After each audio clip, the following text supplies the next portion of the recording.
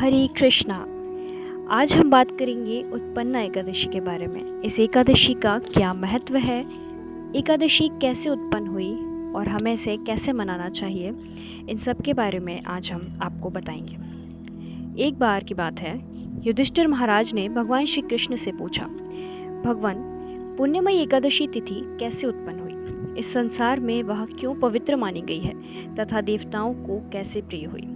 इस पर श्री भगवान बोले, कुंती नंदन, प्राचीन समय की बात है। सतयुग में मुर नामक एक दानव रहता था। वह बड़ा ही रौद्र और संपूर्ण देवताओं के लिए भयंकर था। उस काल रूपी दुरात्मा महासुर ने इंद्र को भी जीत लिया था। संपूर्ण देवता उससे परास्त होकर स्वर्ग से निकाले जा चुके थे। शंकित और भयभीत होकर पृथ्वी पर विचरण करते थे। एक दिन सब देवता महादेव जी के पास गए और वहां इंद्र ने भगवान शिव के आगे सारा हाल कह सुनाया।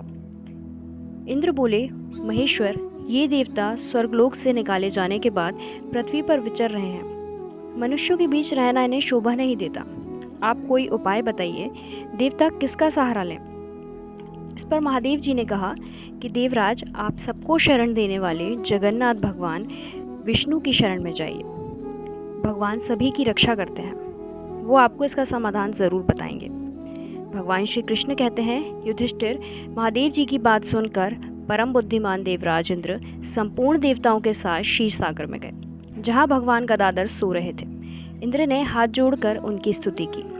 इंद्र बोले, देव देवेश्वर, आपको नमस्कार है। देव, आप ही पति हैं, आप ही मति हैं, आप ही कर्ता हैं और आप ही कारण हैं। आप ही हम सब लोगों के माता और आप ही पिता हैं।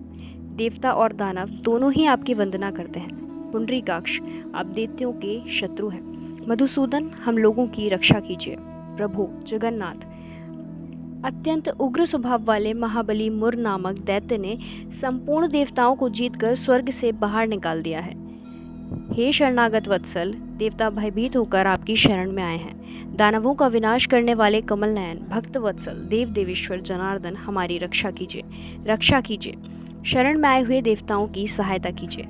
इंद्र की बात सुनकर भगवान विष्णु बोले, देवराज, ये कैसा दानव है? उसका रूप कैसा है, बल कैसा है और उस दुष्ट के रहने का स्थान कहाँ है? इस पर इंद्र बोले, देव देवेश्वर, पूर्व काल में ब्रह्मा जी के वंश में तालजंग नामक एक महान असुर उत्पन्न हुआ था, जो अत्यंत भयंकर था। उसका पुत्र मुर दानव के नाम से विख्यात है। वह भी अत्यंत उत्कट, महापराक्रमी और देवताओं के लिए भयंकर है। चंद्रावती नाम से प्रसिद्ध एक नगरी है, उसी में वह स्थान बनाकर निवास करता है। उस दैत्य ने समस्त देवताओं को परास्त करके उन्हें स्वर्ग लोक से बाहर कर दिया है। उसने एक दूसरे ही इंद्र को स्वर्ग के सिंहासन पर बैठाया है। अग्नि, चंद्रमा, सूर्य, वायु तथा वरुण उसने दूसरे ही बना दिए हैं। जनार्दन, मैं आपको बताता हूँ, उसने सभी को दूसरा कर दिया है और देवताओं को उनके रहने के स्थान से वंचित कर दिया है। इंद्र की यह बात सुनकर भगवान जनार्दन को क्रोध आया। उन्होंने देवताओं को साथ लिया और वो चंद्रावती नगरी में प्रवेश कर गए। भगवान गदाधर ने देखा कि दैत्यराज बारंबार गर्जना कर रहा है और उससे परास्त होकर संपूर्ण देवता दसों दिशाओं में भाग रहे हैं। अब वह दानव भगवान विष्णु को देखकर बोला, खड़ा रह, खड़ा रह। उसकी ये ललकार सुनकर भगवान के नेत्र क्रोध से लाल हो गए। वे बोले, अरे दुराचारी दानव, मेरी इन भुजाओं को देख। यह कहकर श्री विष्णु अपने दिव्य बाणों से सामने आए हुए दुष्ट को मारना आरंभ कर दिया। दानव भय से विह्वल हो उठा। पांडुनंदन, तत्पश्चात श्री विष्णु ने दैत्य की सेना पर चक्र का प्रहार किया। उससे छिन्न भिन्न होकर सैकड़ों योद्धा मौत के मुंह में चले गए। इसके बाद भगवान मधुसूदन बद्रिकाश्रम को चले गए। वहां सिंहावती नाम की एक गुफा थी जो 12 योजन लंबी थी। पांडुनंदन, उस गुफा में ही एक दरवाजा था। भगवान विष्णु उसी में सो गए। वह दानव मोर भगवान को मार डालने के उद्देश्य से उनके पीछे पीछे ही लगा था, अतः उसने भी उस गुफा में प्रवेश किया।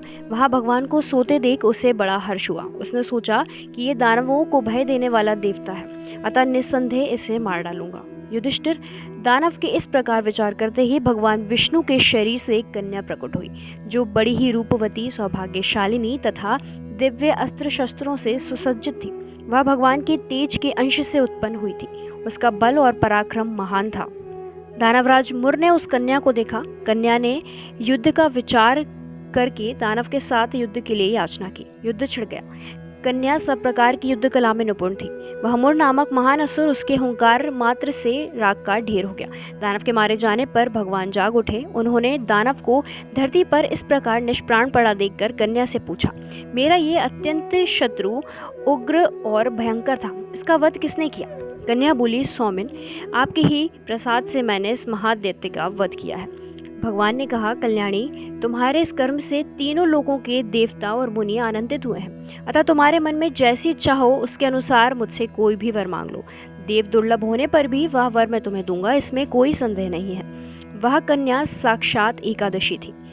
उन्होंने कहा कि प्रभु, यदि आप मुझ पर प्रसन्न हैं तो आपकी कृपा से सब तीर्थों में प्रधान, समस्त विघ्नों का नाश करने वाली तथा सब प्रकार की सिद्धि देने वाली देवी हो।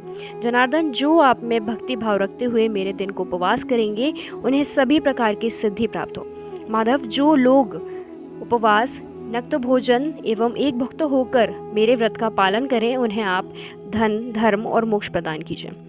श्री विष्णु बोले, कल्याणी, तुम जो कुछ कहती हो वह सब पूर्ण होगा।